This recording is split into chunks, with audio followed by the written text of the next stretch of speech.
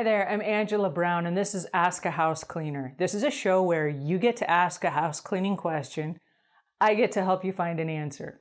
Okay, so today's question comes from several house cleaners that are getting ready for Mother's Day. And they want to know what little gifts or trinkets or kind things can I do to celebrate moms on Mother's Day? Okay, I'm going to answer that question and you're not going to like my answer. I'm very opinionated about this because I've been in the business for 25 years. Here's what I have proven again and again and again. It is, number one, not sustainable. So if you give something to all the mothers this year on Mother's Day, next year when Mother's Day comes around, they're going to expect whatever it is you gave them this year or the equivalent of. So let's say that this year is a nice little gesture. You give them a nice bouquet of flowers. Okay, the nice bouquet of flowers probably cost you, what, 10, 15, 20 bucks. That's a lot of money for one customer. And when you add that up for all of the customers that you have, that can become a very costly expense. Now, we just came off of Easter, and there was one of our house cleaners that decided she wanted to give all of her customers' kids an Easter basket that had little candy and toys and fun things in it to remember her by. So she did. But what she didn't consider when she started this little process was that, and this is her first year in business, what she did not consider was that there were about 60 kids between the 20 or 30 families that she worked for. So try buying 60 Easter baskets at $20 a piece or $15.99 or whatever. They're not cheap, okay? She spent almost $1,000 on Easter baskets. And what did she get out of it? I mean, they were like, hey, thanks, yeah, whatever. And then, they kick the baskets around and eat the candy and whatever. It did not necessarily make her any more memorable in the eyes of the consumer. And then what happened is this. They're going to expect it again next year. Well, last year you brought us an Easter basket. Are you bringing us one again? Okay? So it gets really expensive and it's not sustainable over the long haul. This year she's only one person. And so she just has her 30 accounts, right? But next year, as she expands her business and the year after, as her business grows exponentially, the customers that have heard about that and the customers that are in on the Easter basket thing are going to expect Easter baskets every year. And so the question is, how do you afford Easter baskets for all of the different kids as your business grows? And you can't give it to some and not the others because people talk. You're working in the same neighborhood, right? So what you do to one customer, you kind of have to do to all of them.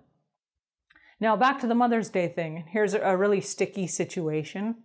Let's say that you buy a beautiful bouquet of flowers for a woman whose house you clean, but her children or her husband did not.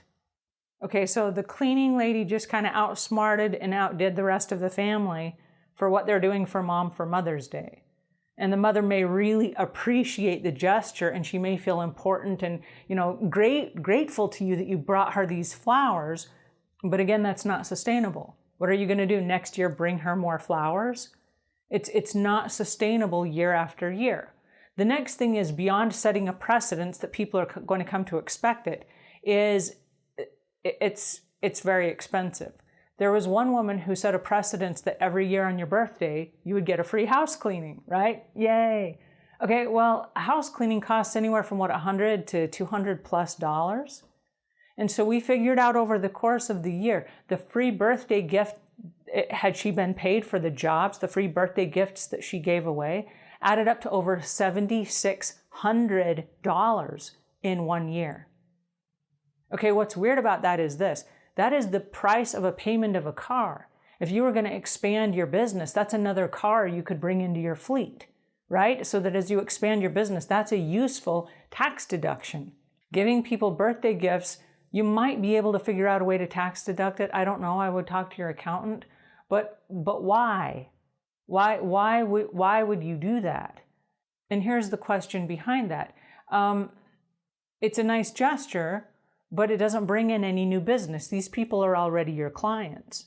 And what happened was there were people talking, going, well, my house cleaner gives a free house cleaning on the birthday. And so there were people that were signing up, oh, it's my birthday. And they would get the free house cleaning and then they would fire her. And so she was giving a lot of free birthday gifts to people that she didn't even know and that weren't her regular customers. So it's not sustainable. It's not sustainable to the point where once you start hiring lots of people and your business grows, now you're paying people to what? Go give a free birthday cleaning? This is not a charity. This is not a tax deduction. This is not, it's a weird gift. And then speaking of gifts, and we talked about the girl that gave out the Easter baskets. She's not the Easter bunny, right? She's not Santa. You're not expected at Christmas time to give gifts to all the family. It's just weird. It's weird for this reason. As a house cleaner or a maid, you're a service business.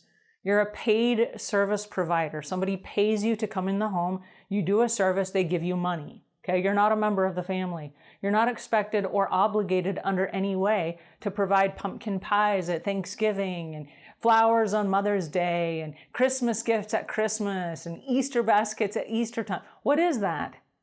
There are no other service businesses that do that. Your landscaper does not bring you Easter baskets on Easter time, right? He does not bring you pies at Thanksgiving. The guy that comes to fix your air conditioning unit, he does not bring pies. He does not bring you gifts at Christmas time. The lady at the hair salon, she might give you a $5 discount on your nails or your hair, but guess what? She doesn't give you whole free service, right? She's still in business. And she doesn't give you Easter baskets and buy you gifts and all these other things. It's weird. It's really weird. And so I appreciate the fact that you want to give a little bit more. And so my suggestion is this. Be an excellent, outstanding house cleaner every single time you come. If you want to be outstanding, do outstanding work. Get to the point where people refer you and people talk about you and people love what you do because you are excellent, not because you bring Easter baskets and you give them candles on Mother's Day. Those are all the wrong reasons, right? And if you want to do something really, really amazing, make sure that it's for the right reasons. So if you want to go out on a limb and you want to give someone a gift card or you want to take them out to lunch or you want to give them flowers or balloons or whatever, just don't attach it to a holiday. You can still do that. Don't attach it to a holiday because then there's no precedence attached. They don't think, oh, it's my birthday again, so she's going to bring me some gifts. Oh, it's Christmas again, she's going to bring me some gifts. Right? We train people how to accept us. And the truth of the matter is you're already accepted. They've already hired you. They're already paying you for your service. You don't get accepted anymore or liked anymore if you make jars of jelly and give them gifts and little soaps and handmade things. And it's a nice gesture, but it doesn't bring any more business in the door. These people are already your customers. If you're spending $7,600 a year to get people to like you, then there are other issues going on besides you doing excellent work. So my answer for you is don't buy gifts for your house cleaning clients. It's not expected. It sets a weird precedence that is really hard to keep year after year after year and as your business grows, right? And then the next thing is you don't want to compete with the family. You don't want to outdo whatever the family was going to do for a birthday or for a holiday. And there are people that are scraping by in order to have a clean home, but they're not going to buy lavish gifts. You don't want to be the one that provides lavish gifts because that's weird. So that's my 2 cents on that. And if you like this tip or you found it helpful, go ahead and pass it on, share it with a friend, or you can leave comments in the section below and you can argue with me and tell me why you should leave gifts. And I would love to hear your opinion as well. Until I see you again, leave the world a cleaner place than when you found it.